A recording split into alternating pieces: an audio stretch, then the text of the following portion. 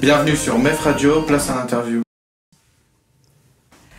Bonjour, Karine Dormanval, animatrice sur le projet MEF Radio. Ce projet a pour objectif de permettre aux participants de gagner en confiance en eux et de réussir à mettre en avant la qualité de vie au travail des entreprises. La finalité est la réalisation d'interviews de chefs d'entreprise présents sur le territoire. Nous accueillons donc aujourd'hui Lucille Rolero, responsable de l'agence d'intérim Humando de Roy. Bonjour Madame Rolero. Bonjour Karine. Pouvez-vous vous présenter, ainsi que votre agence? Oui, bonjour. Donc moi c'est Lucille Rolero, je suis la directrice de l'agence Humando de Roy, agence de travail temporaire d'insertion qui fait partie du groupe ADECO, filière inclusion du groupe ADECO, qui a ouvert ses portes en septembre 2022 et qui couvre les territoires Haute-Somme et Somme-Santerre. Qu'est-ce qui vous distingue des autres agences d'intérim ? Alors par rapport à une agence intérim classique, la différence chez Humando, c'est que tout d'abord on est conventionné par l'État, donc on a ouvert sur une volonté de l'État pour accompagner les publics dits éloignés de l'emploi du territoire Haute-Somme et Somme-Santerre. Et ensuite notre différence d'une agence intérim classique, c'est qu'en plus de mettre les personnes à l'emploi, on est également là pour leur apporter un accompagnement socio-professionnel durant 24 mois. Est-ce que en quelques mots vous pourriez nous expliquer comment vous êtes arrivé à ce poste ?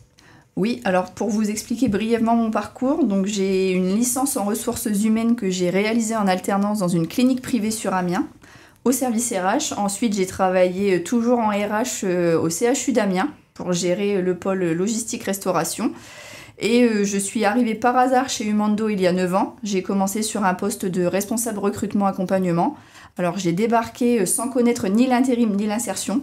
Donc j'ai tout appris sur le tas, je me suis formée au fur et à mesure et j'ai aussi été accompagnée par mon ancien référent insertion au niveau de l'agence France Travail Damien Dury, qui m'a appris aussi pas mal de choses.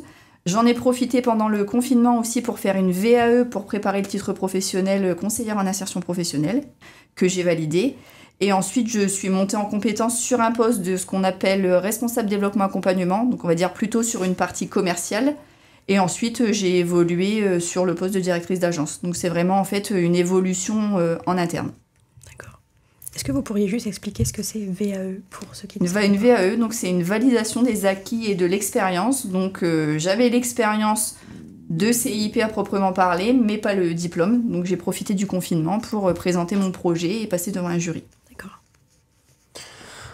Nous souhaitons donner une image attractive des métiers et des entreprises pour améliorer le recrutement des entreprises. Pour vous, le bien-être sur votre lieu de travail, est-ce qu'il est important ? Il est essentiel, le bien-être et également la sécurité. Nous, notre priorité, c'est que les intérimaires qu'on va déléguer en mission chez nos clients soient à la fois puissent travailler en toute sécurité et puissent aussi être dans un environnement sain, bienveillant, et aussi accompagnant, puisqu'on est également là pour faire de l'accompagnement socio-professionnel. Donc nous, en fait, le bien-être du salarié est primordial et on est vraiment sur cette notion d'accompagnement. Et nous, le but, c'est vraiment que la personne puisse sortir vers l'emploi durable et qu'elle soit accompagnée correctement. Donc si la personne a besoin de venir à l'agence toutes les semaines pour quelques freins qu'il soit, on l'accompagnera.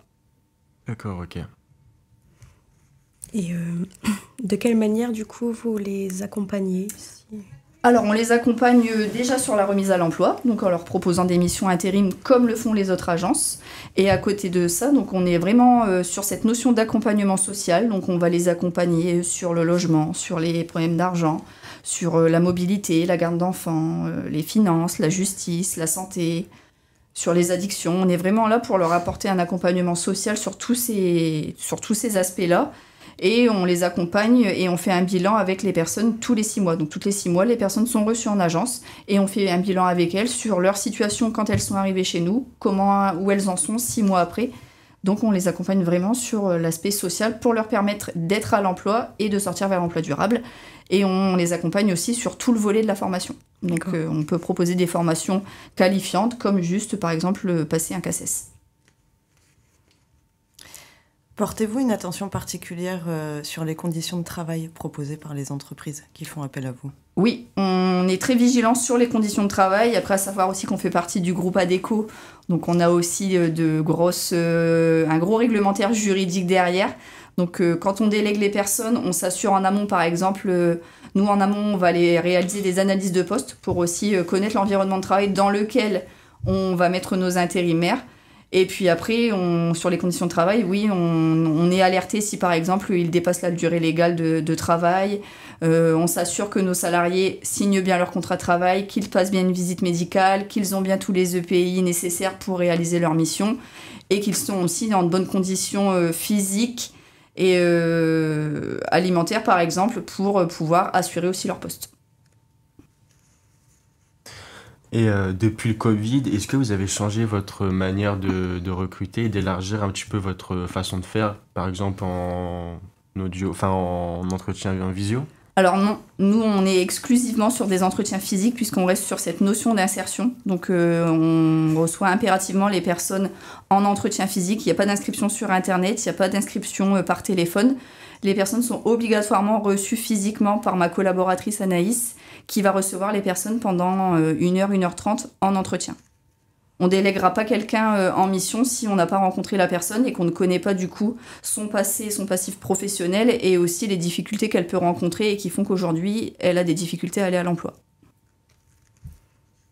Du coup, durant la période Covid, les gens avaient peur. Est-ce que vous avez trouvé que cette période était plus compliquée pour recevoir des personnes? Alors ça a été une période effectivement difficile puisqu'on a reçu, là pour le coup, à titre exceptionnel, on a fait que de l'entretien à distance. Et on fonctionnait beaucoup via la visio quand les personnes avaient accès à la visio. Sinon, c'était que par téléphone ou par WhatsApp. Après, l'activité était en forte baisse, donc on n'a pas intégré de nouvelles personnes sur cette période-là.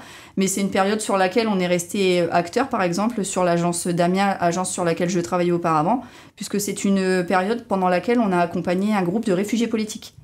Donc on a dû rester à disposition du groupe de réfugiés politiques pendant la période de confinement pour continuer de les accompagner parce qu'ils étaient en plus hébergés à l'AFPA d'Amiens seuls.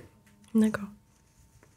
Et qu'est-ce que vous aurez à dire par exemple à un jeune qui sort des études, 18 ans, qui est un petit peu perdu et qui a peur d'aller à la boîte d'intérim? Comment vous l'accompagnerez? Alors peut-être à l'inverse des agences intérim classiques qui vont vous dire inscrivez-vous sur Internet, vous mettez 3 métiers et puis on verra si on a quelque chose à vous proposer. Nous, on va aussi toujours faire le lien avec vos conseillères, les conseillères qui vous accompagnent en mission locale pour essayer de travailler avec vous un projet professionnel. Et si vous êtes perdu, vous n'avez pas de projet professionnel, pourquoi pas vous tester sur plusieurs missions et puis peut-être qu'en fait dans les missions que vous allez réaliser, vous allez avoir une révélation pour un métier, un secteur d'activité. Et on continue de vous accompagner sur ces métiers-là. Je vais donner un exemple classique d'un jeune qui a été orienté par Karine sur Albert, qui s'appelle Logan, qui cherchait dans les métiers de l'aéronautique et qui aujourd'hui a fait une formation, alors qu'à la base, il avait fait un cursus scolaire en électricité, il n'a pas trouvé. Il a fait une formation en aéronautique, aujourd'hui il est à l'emploi. Comme un petit jeune là qui est actuellement en formation Mathéo, qui c'est pareil, il était un petit peu perdu et il s'est testé sur l'aéro, ça lui a plu et aujourd'hui on le forme sur le métier d'ajusteur monteur. D'accord, donc il y a un vrai travail d'accompagnement. Il y a un vrai travail d'accompagnement. À certaines boîtes exactement. d'intérim. Là où en intérim classique, mes collègues par exemple d'ADECO vont accompagner entre 200 et 250 personnes. Chez Humandon, on est conventionné pour accompagner 34 personnes. D'accord, ok. Donc c'est beaucoup plus large. C'est ça. On est vraiment sur cette notion d'accompagnement. Et qu'est-ce qui pour vous différencie des autres boîtes d'intérim aussi? Vraiment cette notion d'accompagnement. Le fait qu'on soit sur l'accompagnement et qu'on n'ait pas forcément les mêmes dispositifs qu'une agence intérim classique. Par exemple, dans une agence intérim classique, vous faites une mission, vous avez le délai de carence qui fait que votre mission s'arrête, il faut attendre quelques temps et la reprendre. Chez nous, ça n'existe pas. D'accord, ok. Et après, on est vraiment là pour vous accompagner. Et c'est toujours difficile pour les personnes en fin de parcours, du coup, de leur dire ça va se terminer, on va vous orienter vers les collègues d'ADECO, par exemple. Parce que elles savent que chez nous, elles ont quelqu'un à qui se référer s'il y a quelconque difficulté. C'est vraiment des intérimaires qui ont ce sentiment d'appartenance après à l'agence. D'accord, ok. Et ça, c'est plutôt agréable.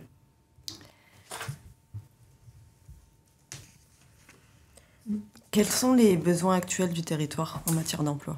Alors sur le territoire, on est beaucoup sur des métiers en lien avec l'aéronautique et tout ce qui est logistique agroalimentaire. C'est principalement les demandes qu'on peut avoir, qu'on a le plus régulièrement. Je vais prendre l'exemple par exemple d'Airbus Atlantique à Méholt qui va recruter et former sur les métiers d'ajusteur-monteur via les agences intérim. Et sur le territoire de Péronne par exemple, on travaille beaucoup avec Bonduel. Là on va arriver en saison, mais en plus des saisonniers, on a beaucoup de demandes intérim qui passent sur ces périodes-là. Et des entreprises qui s'ouvrent aussi à élargir leur champ de recrutement en passant par exemple via Humando sur tous les champs du handicap, de la mixité, de la politique RSE. Donc on a pu faire un événement avec Bonduel où on a permis à un groupe de femmes de visiter l'usine. Et parmi tous les candidats que vous recevez, quelles sont les attentes principales que vous avez pour les...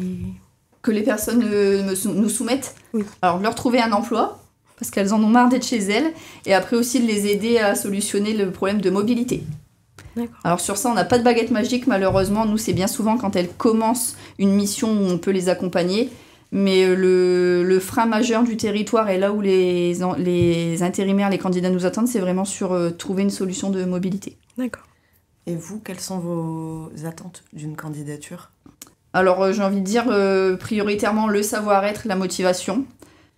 Et puis après, quelqu'un qui aussi est conscient qu'on n'est pas une agence intérim classique, qu'on est là pour les accompagner pendant 24 mois et que la personne doit être aussi actrice de son accompagnement socio-professionnel pendant 24 mois.